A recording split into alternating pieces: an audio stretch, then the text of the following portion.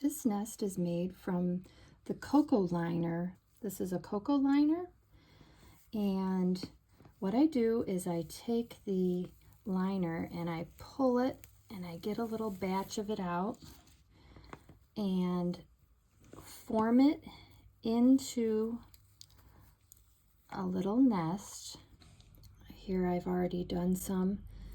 You just keep circling it around, and the stickiness will create the shape that your hands form it into. And next it's time to create the eggs. So I take a little piece of air dry clay and break it off. So you just take that clay and you're rolling it into the shape of the egg that you would like. So after you have your eggs formed, what I like to do, let's put that over there.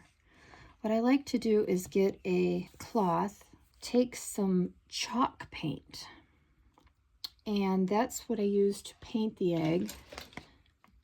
Here's a nice blue. This is the blue that I used on these. Just a nice robin's egg blue.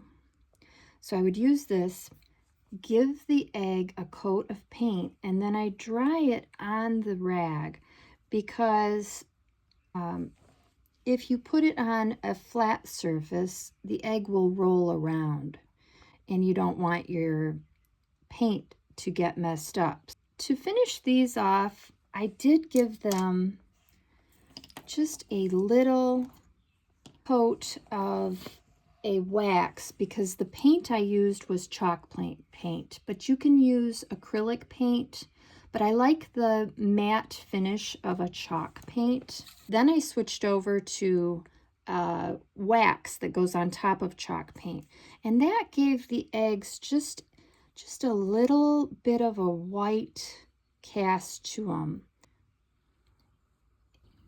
I like to add a little bit of moss, reindeer moss, and it looks like this.